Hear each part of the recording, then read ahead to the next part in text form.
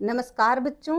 आज हम सब पढ़ें कक्षा 7 की हिंदी भाषा सेतु के चैप्टर 8 यानी पाठ 8 सोना को। यह महादेवी वर्मा जी द्वारा रचित एक कहानी है जो कि संस्मरण शैली में लिखी गई है। संस्मरण कहते हैं जीवन की एक प्रमुख घटना को जिसको लेखक अपने जिसमें लेखक अपने अनुभवों को लोगों के साथ साझा करता है, यानी कोई ऐसी घटना जिसको वह भूल नहीं सका है, जो विशिष्ट स्थान रखती है उसके जीवन में, उसे जब वह लोगों के साथ शेयर करता है, लिखता है, तो उसे ही संस्मरण कहते हैं।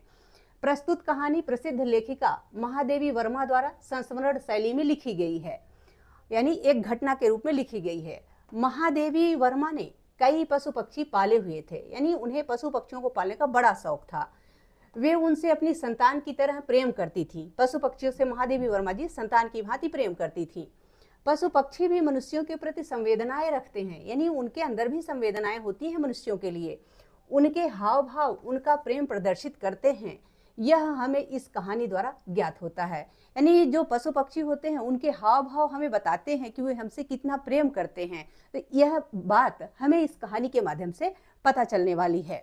ठीक है, महादेवी वर्मा जी अपनी एक कथा को, यानी अपने जीवन की एक घटना को विस्तार से वर्णित करते हुए आपके लिए यह पाठ लिखी हैं। महादेवी वर्मा जी लिखती हैं, कई वर्ष पूर्व मैंने निश्चय किया था कि अब हिरण नहीं पालूंगी, परंतु आज मेरे परिचित की पौत्री यानी पोती सुस्मिता के पत्र ने मुझे स्मरण कराया, यानी याद कराया कि उस नियम को भंग किए बिना, यानी उस नियम को छोड़े बिना कि मैं हिरण नहीं पालूंगी, इस नियम को छोड़े बिना इस कोमल प्राण जीव की रक्षा संभव नहीं है। यानी यदि मैं इसको नहीं छोड़ूंगी कि मैं हिरण नहीं पालूंगी, इस प्रण को नहीं छोड़ूंगी, इस निश्चय को नहीं छोड़ूंगी, तो मैं हिरण की रक्षा नहीं कर पाऊंगी, जो सुस्मिता द्वारा मुझे सौंपा गया है। यानी आज सुस्मिता ने लेखिका को एक हिरण भेजा है, जिसको देख करके लेखिका को अपने पहले पाली गई सोना नामक हिरणी की याद आ जाती है। यानी किस प्रकार से सोना सावक उनके पास आया था, यह सब उनको याद आ जाता है, अपने जीवन की एक घटना याद आ जाती है, और वही महादेवी वर्मा जी यहाँ लिखती हैं। महादेवी वर्मा जी लिखती हैं, सोना भी इसी प्रकार अचानक आई थी, परंतु तब तक वह अपनी शैशवावस्था भी पार नहीं कर सकी थी। यानी तब तक वह अपने बचपन को भी पार नहीं कर सकी थी जब सोना मेरे पास आई थी।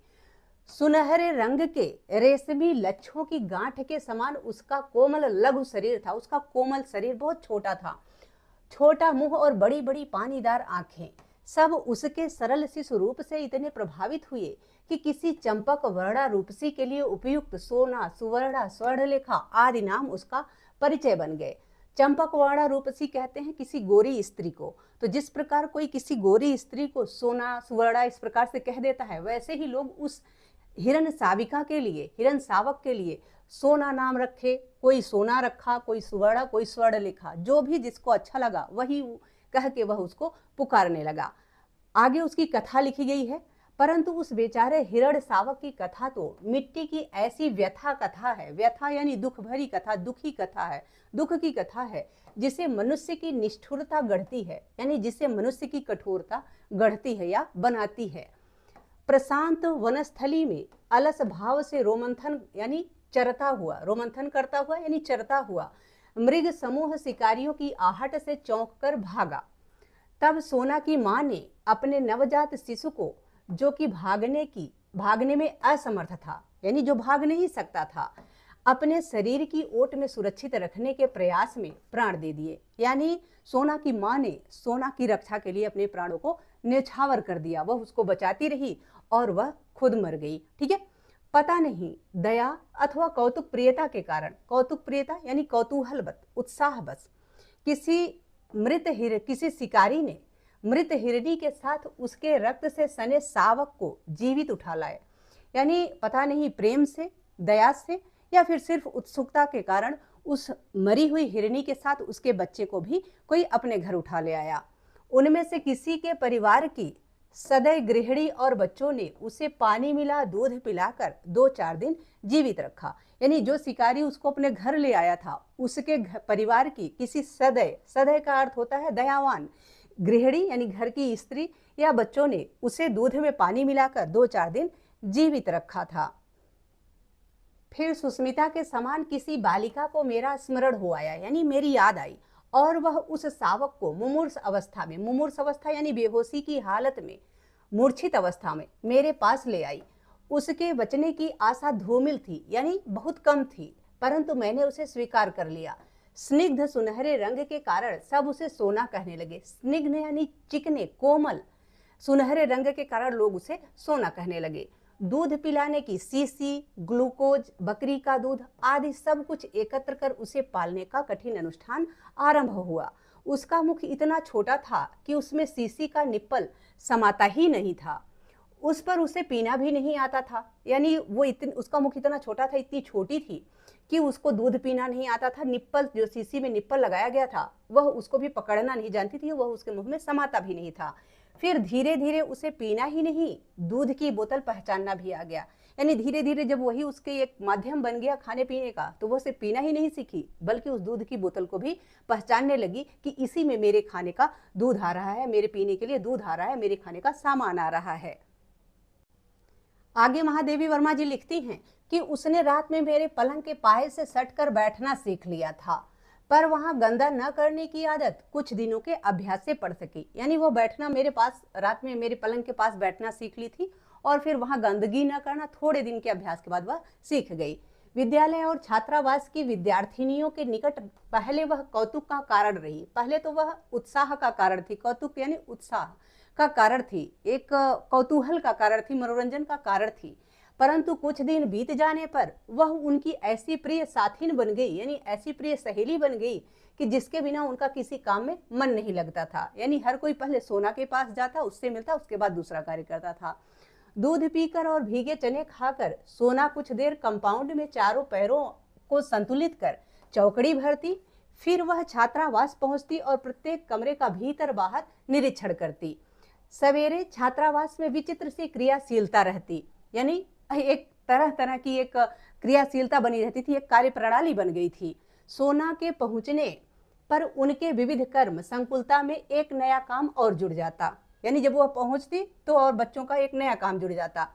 कोई उसके माथे पर बड़ा सा कुमकुम का टीका लगा देती, तो कोई गले में रिबन बांध देती, कोई पूजा के बतासे खिला देती। यानी लोग सोना के साथ अपना समय बिताने लगे थे, जो वहां के बच्चे थे छात्रावास के। ठीक है। छात्रावास का जागरण और जलपान अध्याय समाप्त होने पर वह घास के मैदान में कभी दूब चढ़ती और कभी उस पर लोटती, यानी लेट जाती थी। जब वह लेटी होती तो अन्य छोटे छोटे जीव, कुत्ता, बिल्ली, गिलहरी आदि उसके शरीर पर चढ़ते और वह अचानक उठकर दौड़ती। से सब गिरते पड़ते उसके पीछे दौड़ते। घंटी बजते ही वह फिर प्रार्थना के मैदान में पहुंच जाती और उसके समाप्त होने पर छात्रावास के समान ही कक्षाओं के भीतर बाहर चक्कर लगाना आरंभ करती। यानी जब प्रार्थना की घंटी बजती तो सोना भी कंपाउंड में पहुंच जाती थी, और उसके बाद जब वह घंटी समाप्त हो जाती, यानी प्रार्थना हो जाती, तो उसके बाद फिर से वह जिस तरीके से छात्रावास में घूमा करती थी, उसी प्रकार से कक्षाओं में भी भीतर बाहर आना जाना शुरू कर दिया करती थी। उसे छोटे बच्चे अधिक प्रिय थे, यानी सोना को छोटे बच्चे ज्यादा अच्छे लगते थे, क्योंकि उनके साथ खेलने का अधिक अवकाश रहता था, यानी ज्यादा देर की छुट्टी उसे मिलती थी। वे पंक्तिबद्ध खड़े होकर, यानी बच्चे जो थे वो लाइन से खड़े होकर के सोना सोना पुकारते, और वह उनके ऊपर से छलांग लगाकर एक ओर से दूसरी ओर कूदती रहती। मेरे प्रति स्नेह प्रदर्शन के उसके कई प्रकार थे, यानी लेखिका बताती हैं कि उनके प्रति प्रेम प्रदर्शित करने के उसके पास कई तरीके थे। बाहर खड़े होने पर वह सामने या पीछे से छलांग लगाती और मेरे सिर के ऊपर से दूसरी ओर निकल जाती। प्रायः देखने वाले को भय होता था कि उसके पैरों से मेरे सिर पर चोट न लग जाए, यानी प्रायः जो लोग देखते थे उनको लगता था कि कहीं इस सोना के पैरों से महादेवी वर्मा जी को चोट न लग जाए। पर वह पैरों को इस प्रकार सिकोड़े रहती थी और मेरे सिर को इतनी ऊंचाई से लांघती थी कि चोट लगने की कोई संभावना ही नहीं रहती थी। यानी सोना इतनी समझदार थी कि वह महादेवी वर्मा जी के सिर के ऊपर से इतनी ऊपर से गुजरती थी, कूदती थी, छलांग लगाती थी कि उनको चोट लगने की कोई संभावना ही नहीं रह जाती थी। आगे महादेवी वर्मा जी लिखती हैं कि भीतर आने पर वह मेरे पैरों से अपना शरीर रगड़ने लगती। मेरे बैठे रहने पर वह साड़ी का छोर, यानी साड़ी का किनारा मुंह में भर लेती और कभी पीछे चुपचाप, खड़ी होकर चोटी ही चबा डालती, यानी महादेवी वर्मा जी की चोटियां चबाने लगती थी। पशु मनुष्य के निश्चल स्नेह से परिचित रहते हैं, यानी जब पशु पक्षी जो होते हैं वो भी जानते हैं कि कौन उन्हें निश्चल प्रेम कर रहा है और किसका प्रेम छल से भरा हुआ है, यानी कौन उन्हें धोखा दे रहा है और कौन उन्हें प्रेम करता है, यह पशु पक्षी भी बहुत अच्छे से जानते हैं। ठीक है, रामायण में भी कहा गया है कि हित अनहित पशु पक्षी जाना। उनकी ऊंची नीची सामाजिक स्थितियों से नहीं, यानी उनके निश्चल प्रेम को तो जानते हैं, लेकिन जो उनकी सामाजिक स्थितियां होती हैं मनुष्य की, उसको पशु पक्षी नहीं जानते हैं। यह सत्य मुझे सोना से अनायास प्राप्त हो गया, यानी अनायास ही समझ में आ गया। वर्ष भर का समय बीत जाने पर सोना हिरण शावक से हिरणी में परिवर्तित होने लगी, यानी जो एक हिरण का बच्चा आया था सोना, वह अब क्या हो गया, एक हिरणी में बदलने लगी थी। उसके शरीर के पीताभ रोए ताम्रवर्णी झलक देने लगे थे, यानी उसके शरीर के जो पीले रंग थे वे अब कैसे होने लगे थे, ताम्रवर्णी, यानी तांबे की झलक देने लगे थे, यानी तांबे के समान दिखाई देने लगे थे। टांगे अधिक सुडौल हो गई और खुरों के कालेपन में चमक आ गई। ग्रीवा यानी गर्दन अधिक बंकिम और लचीली हो गई, यानी और जो उसकी ग्रीवा थी, गर्दन थी, वो और भी ऐसे बड़ी और चमकीली लचीली हो गई और लचीली हो गई। पीठ में भराव वाला उतार चढ़ाव और स्निग्धता दिखाई देने लगी, यानी उसकी जो पीठ थी उसमें और भराव आ गया, उतार चढ़ाव आ गया और स्निग्धता यानी कोमलता, चिकनाई दिखाई देने लगी। परंतु सबसे अधिक विशेषता तो उसकी आंखों और दृष्टि में मिलती। आंखों के चारों ओर खींची कज्जल कोर में, यानी उसकी आंखों के चारों ओर जो काजल के समान कोर खींची हुई थी, उसमें नीले गोलक और दृष्टि ऐसी लगती थी मानो नीलम के बल्बों में उजली विद्युत का स्फुरण हो, यानी ऐसा लगता था कि जैसे नीलम के बल्ब लगे हैं और उसमें उजली विद्युत यानी उजली बिजली का एक प्रकाश दिखाई दे रहा था। ठीक है, एक चमक दिखाई देता था। आगे महादेवी वर्मा जी लिखती हैं कि अब वह प्रायः सूने मैदान में गर्दन ऊंची कर किसी की आहट की प्रतीक्षा में खड़ी रहती, यानी सोना अब किसी की आहट की प्रतीक्षा में खड़ी रहती थी। फ्लोरा ने भक्तिन की कोठरी में पिल्ले दिए थे। फ्लोरा क्या थी, एक कुतिया थी जिसने भक्तिन की कोठरी में पिल्ले दिए थे, बच्चे दिए थे। एक दिन देखा फ्लोरा कहीं बाहर घूमने गई है और सोना भक्तिन की कोठरी में पिल्लों के बीच लेटी है। पिल्लों के बड़े होने पर सोना ने उन्हें भी अपने पीछे घूमने वाली सेना में शामिल कर लिया। उसी वर्ष गर्मियों में मेरा बद्रीनाथ यात्रा का कार्यक्रम बना, यानी लेखिका को बद्रीनाथ जाना था। छात्रावास बंद था, अतः सोना के नित्य नैमित्तिक कार्यकलाप भी बंद हो गए थे, यानी अब सोना भी जो उसके दैनिक कार्य थे छात्रावास में वह नहीं कर सकती थी, क्योंकि गर्मी की छुट्टियों की वजह से छात्रावास बंद था।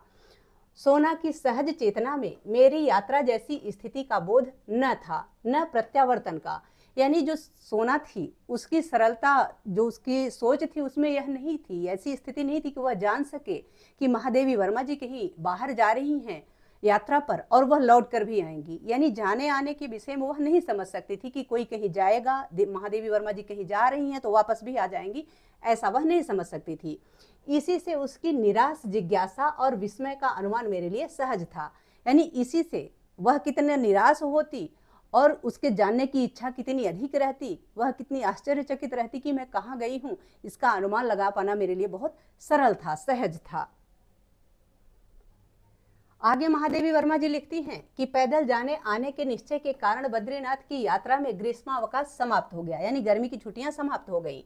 2 जुलाई को लौटकर जब मैं बंगले के द्वार पर आ खड़ी हुई तो बिछुड़े हुए पालतू जीवों में कोलाहल होने लगा, यानी सब में हलचल मच गई मुझे देख के।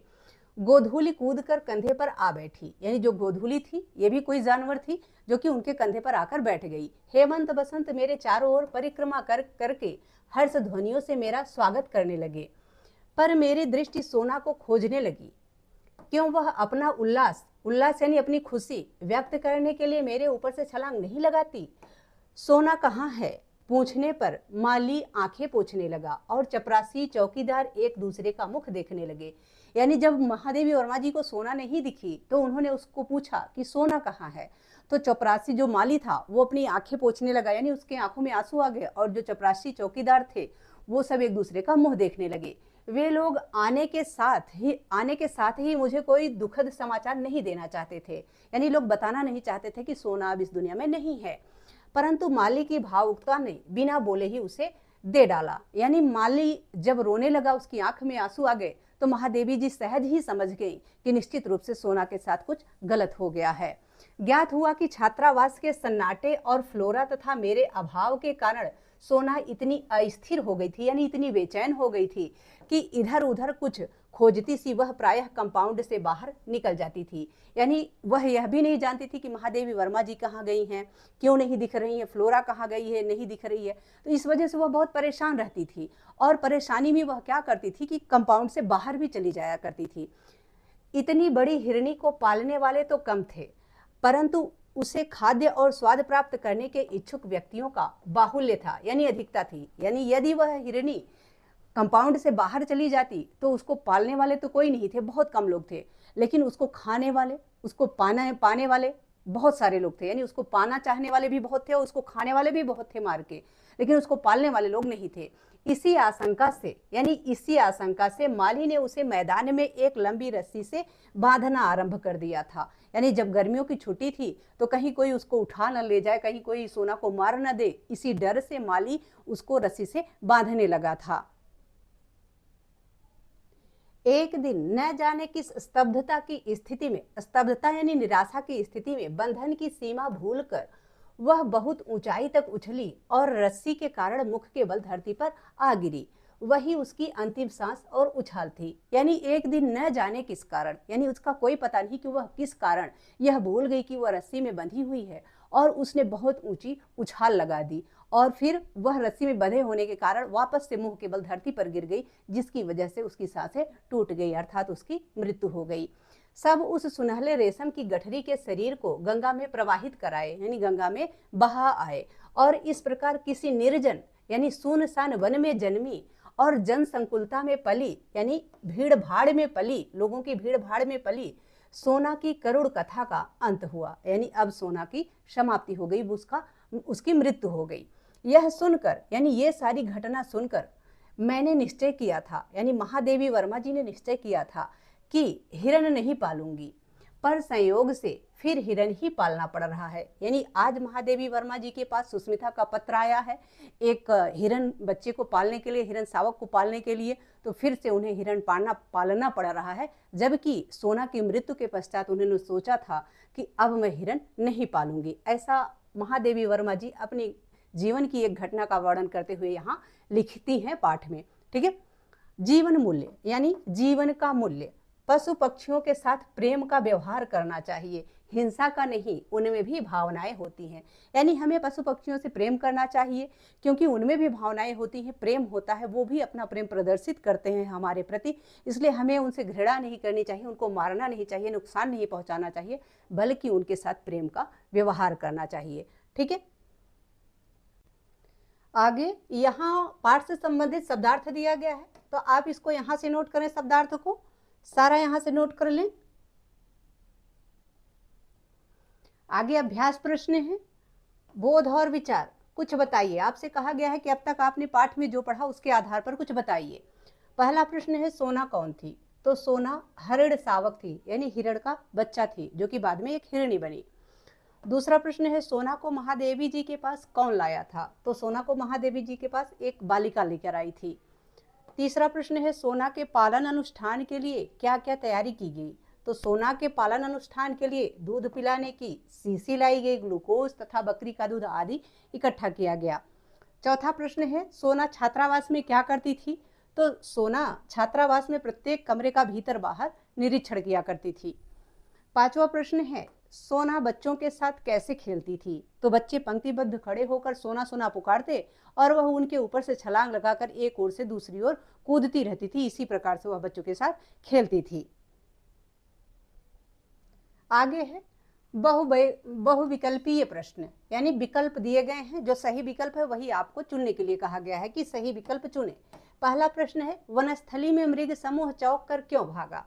तो शिकारियों की आहट से मृग समूह चौंक कर भागा था, इसलिए ख ऑप्शन आपका सही है।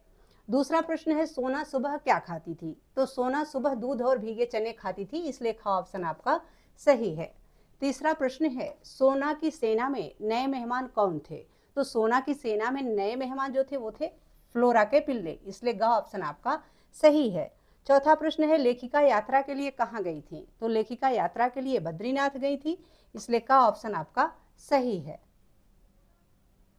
आगे पांचवा प्रश्न है सोना के निर्जीव शरीर को कहाँ प्रवाहित किया गया? यानी जब सोना मृत हो गई तो उसे कहाँ प्रवाहित किया गया था? तो गंगा में, इसलिए का ऑप्शन आपका सही है। आगे है आइए लिखें। तो आइए लिखें के प्रश्नों को तथा भाषा बोधन के प्रश्नों को हम अगली वीडियो में हल करेंगे, इसलिए आशा है यह पाठ आपको यहाँ तक तथा इसका अभ्यास कार्य आप सबको बहुत अच्छे से समझ में आ गया होगा। यदि पाठ से संबंधित या वीडियो से संबंधित कोई सुझाव हो या आपकी कोई क्वेरी हो, प्लीज़ कमेंट बॉक्स में अवश्य लिखें। वीडियो पसंद आए तो इसको लाइक करें, शेयर करें, चैनल पर नए हैं तो प्लीज़ इसे सब्सक्राइब अवश्य करें। हाँ, आपके पास हाइप का ऑप्शन आता है तो प्लीज़ हाइप अवश्य करें, इससे चैनल की रीच बढ़ती है। बहुत बहुत धन्यवाद।